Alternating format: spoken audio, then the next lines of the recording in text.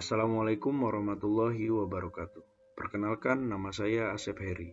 Sekarang saya sedang menempuh pendidikan di Universitas Surya Dharma, program studi Teknik Penerbangan.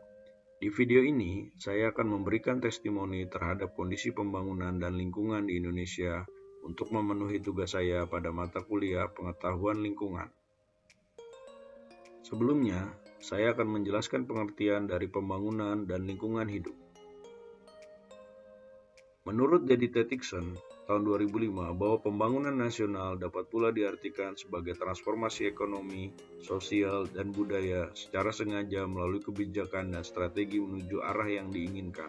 Menurut Undang-Undang Nomor 23 Tahun 1997, lingkungan hidup adalah kesatuan ruang dengan semua benda, daya, keadaan, dan makhluk hidup, termasuk manusia dan perilakunya, yang mempengaruhi kelangsungan kehidupan dan kesejahteraan manusia serta makhluk hidup lain. Pada 2019 kemarin, Indonesia mengalami bencana kebakaran hutan yang cukup besar. Dari hasil analisis Greenpeace, 3.403.000 hektar lahan terbakar antara tahun 2015 sampai dengan 2018 di Indonesia. Analisis Greenpeace Internasional mengungkapkan beberapa perusahaan ternama di dunia berada di balik kebakaran hutan dan telah memicu perubahan iklim karena masih membeli komoditas minyak sawit dari pemasok yang berhubungan langsung dengan kebakaran hutan. Namun, pemerintah belum mengambil langkah tegas pada oknum-oknum yang bertanggung jawab pada kebakaran hutan yang terjadi. Saat ini, kondisi terumbu karang di Indonesia cukup mengkhawatirkan sebab 35,15% terumbu karang Indonesia masuk dalam kategori buruk.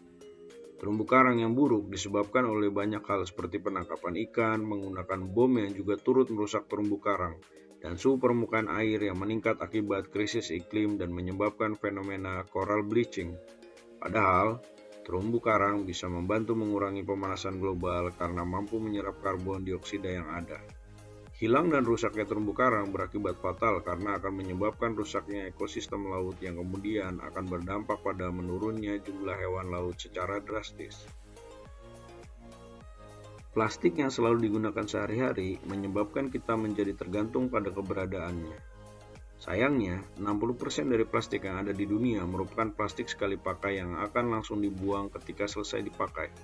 Pengurangan plastik sekali pakai begitu penting karena di Indonesia sendiri pengelolaan sampah plastik masih tergolong rendah, serta tanggung jawab perusahaan terhadap sampah-sampah mereka pun masih minim. Investasi PLTU batubara di Indonesia sampai saat ini masih terjadi. Sayangnya, energi kotor itu merupakan pembangkit listrik yang masih diutamakan di Indonesia.